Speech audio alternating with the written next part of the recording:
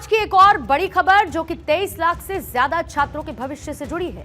4 जून को जब तय वक्त से पहले नीट के नतीजे घोषित हुए, तभी से देश भर में परीक्षार्थी इंसाफ की मांग कर रहे हैं। नीट परीक्षा में धांधली को लेकर जो खुलासे हुए, उसके बाद सरकार एक्शन में है। लेकिन इसी बीच सुप्रीम कोर्ट में आज नीट पेपर लीक मामले में रीटेस्ट के मुद्दे पर सुनवाई हुई। सुप्रीम कोर्ट में नीट धांधली के मुद्दे पर डाली गई 38 याचिकाओं पर आज 2 घंटे 20 मिनट तक सुनवाई की गई। इस दौरान सुप्रीम कोर्ट ने एनटीए को गड़बड़ी से फायदा उठाने वाले कैंडिडेट्स की जानकारी देने और सीबीआई को जांच का अब तक का अपडेट देने के लिए कह दिया है। वहीं केंद्र सरकार से एनटीए में सुधार के लिए बनी हुई एक्सपर्ट कमेटी की जानकारी भी मांगी गई है। इसके अलावा री एग्जाम की मांग करने वाले याचिकाकर्ताओं से अधिकतम 10 पेज की कंसोलिडेटेड रिपोर्ट मांगी गई। सुप्रीम कोर्ट में आज क्या क्या हुआ, आप ये जानिए। नीट यूजी परीक्षा मामले में सुप्रीम कोर्ट ने एनटीए से कई सवालों के जवाब मांगे। मसलन सबसे पहले पेपर लीक कब हुआ, पेपर लीक और परीक्षा में आयोजित होने के बीच में कितना गैप है, पेपर लीक कैसे हुआ, किस माध्यम से हुआ और कितने बड़े स्तर पर हुआ, पेपर लीक का फायदा उठाने वाले लोगों की पहचान के लिए क्या कदम उठाए गए हैं, किस किस सेंटर पर लीक हुआ और कितने संदिग्ध लोगों का रिजल्ट रोका गया। सुप्रीम कोर्ट ने एनटीए और केंद्र सरकार से यह भी पूछा है कि क्या साइबर फॉरेंसिक एक्सपर्ट की मदद से संदिग्ध उम्मीदवारों की पहचान कर सकते हैं, ताकि गड़बड़ी का फायदा उठाने वाले और बेदाग कैंडिडेट्स के बीच एक अंतर किया जा सके। सुनवाई के दौरान सीजीआई ने पूछा है कि पेपर लीक किसकी कस्टडी में रखे गए थे, ये सवाल पूछा गया। एनटीए ने पेपर शहरों के बैंक्स को कब भेजे। हम ये जानना चाहते हैं कि प्रिंटिंग प्रेस कौन सी है और ट्रांसपोर्टेशन के इंतजाम क्या थे, यानी कि मीडियम ऑफ ट्रांसपोर्ट क्या था। अगर लीक इलेक्ट्रॉनिक माध्यम से हुआ तो डिटेल बताइए, और जो भी हम फैसला लेंगे उससे लाखों छात्र प्रभावित होंगे। इसके साथ ही 720 अंक जिन 67 छात्रों को मिले, उनमें से कितने छात्रों को ग्रेस मार्क मिले, इसकी डिटेल्ड जानकारी भी चाहिए। 720 अंक जिन छात्रों को मिले, उनमें से कोई रेड फ्लैग तो नहीं? अगर ऐसा है तो क्या इसकी जांच हो सकती है? सीजीआई डीवाई चंद्रचूड़ की अध्यक्षता वाली 3 जजेस की बेंच ने कहा है कि इसमें कोई दो राय नहीं कि परीक्षा की गरिमा प्रभावित हुई है। पेपर लीक हुआ है, लेकिन हमें यह तय करना है कि लीक कितने बड़े स्तर पर हुआ, ताकि हम फैसला ले सकें कि दोबारा परीक्षा होनी चाहिए या फिर नहीं होनी चाहिए। दोबारा परीक्षा का कोई भी आदेश देने से पहले हमें इस बात का एहसास है कि ये 23 लाख छात्रों से जुड़ा हुआ मसला है। सुप्रीम कोर्ट ने कहा है कि अगर गड़बड़ी कुछ ही सेंटर तक सीमित है और पेपर लीक बड़े स्तर पर नहीं हुआ, तब दोबारा से परीक्षा कराना सही नहीं होगा।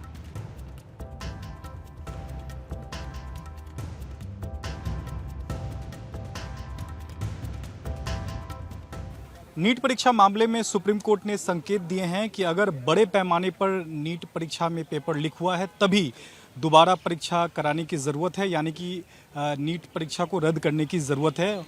वकील हैं धीरज कुमार सिंह जी, उनसे हम बात कर लेते हैं। सर, एनटीए से कई सवालों के जवाब सुप्रीम कोर्ट ने मांगा है और सुप्रीम कोर्ट ने संकेत दिए हैं कि अगर बड़े पैमाने पर अगर पेपर लीक हुआ है, तभी पेपर को रद्द करने की ज़रूरत है। बिल्कुल, एनटीए से सुप्रीम कोर्ट ने काफ़ी सारे क्वेश्चन पूछे हैं। पहला कि सुप्रीम कोर्ट ने कहा कि आप सेल्फ डिनायल मोड में नहीं रहिएगा, कि सिर्फ डिनाई करना है ये नहीं है, जो फैक्चुअल पोजीशन है वो बताइएगा।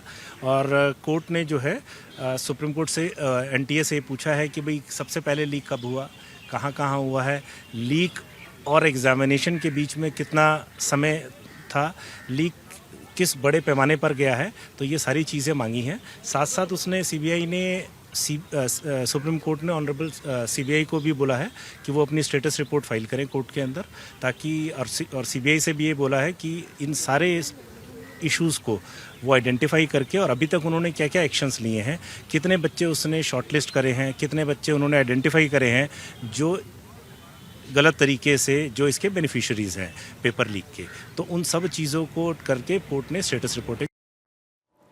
इस साल 5 मई को नीट यूजी की परीक्षा हुई थी। 571 शहरों के 4750 परीक्षा केंद्रों पर लगभग 24 लाख अभ्यर्थी इसका हिस्सा थे, लेकिन यह परीक्षा पहले ही विवादों में आई। छात्रों ने हाईकोर्ट से लेकर सुप्रीम कोर्ट तक का दरवाजा खटखटाया।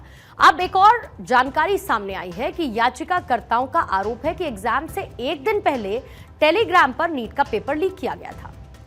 मैसेज की वीडियो कॉन्फ्रेंसिंग से यह पता चलता है कि 4 मई को सुबह 9:01 पर नीट 2024 का पेपर कथित तौर पर लीक हुआ था।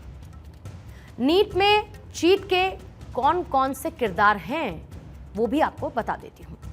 सिकंदर यादवेंदु से लेकर संजीव मुखिया या फिर चिंटू से लेकर हजारीबाग के ओएसिस स्कूल के प्रिंसिपल एहसान उल हक तक सभी सीबीआई की रडार पर हैं।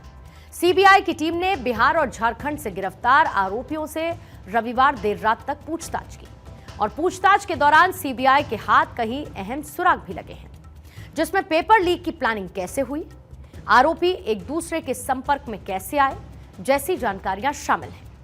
अभ्यर्थियों के पैसे के लेन देन, दूसरे राज्यों में संपर्क के बारे में जानकारी, रिमांड पर लिए गए आरोपियों को आमने सामने बैठाकर कई सवाल पूछे गए यानी कि क्रॉस क्वेश्चनिंग की गई। एग्जाम देने वाले कुछ स्टूडेंट्स के स्टेटमेंट से पता चलता है कि पेपर लीक के लिए सेटिंग 1 साल पहले से ही हो चुकी थी। सूत्रों की माने तो 2023 में आरोपियों को वक्त पर पेपर नहीं मिल सका था, यानी कि मास्टरमाइंड संजीव मुखिया की गैंग के हाथ नीट का पेपर आ गया था, लेकिन जब तक उसे सॉल्व कर आंसर तैयार कराया जाता तब तक देर हो चुकी थी। 2023 नीट एग्जाम के लिए भी कैंडिडेट से सेटिंग की गई थी। बिहार में नीट पेपर लीक के आरोपी नीतीश कुमार ने पुलिस रिमांड के दौरान ये बात को कबूला है। आरोपी नीतीश ने यह भी बताया कि 2023 की गलती से सबक लेते हुए नीट 2024 के पेपर लीक की तैयारी 1 साल से चल रही थी। नीट परीक्षा में हुई धांधली को लेकर कुछ और चौंकाने वाले खुलासे हुए, जिसकी हमने शुरुआत से लेकर अब तक कई कड़ियों को जोड़ा है। पेपर लीक कांड का सरगना संजीव मुखिया के गैंग के 2 आरोपियों ने स्टूडेंट्स को इकट्ठा किया, पेपर रटवाया, यह खुलासा हुआ है। नीट पेपर लीक के मास्टरमाइंड संजीव मुखिया गैंग से सीधे तौर पर 2 आरोपी जुड़े थे। पहला नीतीश कुमार और दूसरा चिंटू उर्फ बलदेव। इनकी जिम्मेदारी पटना में कैंडिडेट्स जुटाने और सेफ हाउस में पेपर रटवाने की थी। इसी लीक गैंग में नीतीश और चिंटू ही ऐसे हैं जो कि संजीव मुखिया से 1 साल से ज्यादा समय से कांटेक्ट में हैं। नीट पेपर के आंसर पटना या फिर उसके बाहर तैयार किए गए। ये आंसर किसने तैयार किए, इस पर अभी जांच चल रही है।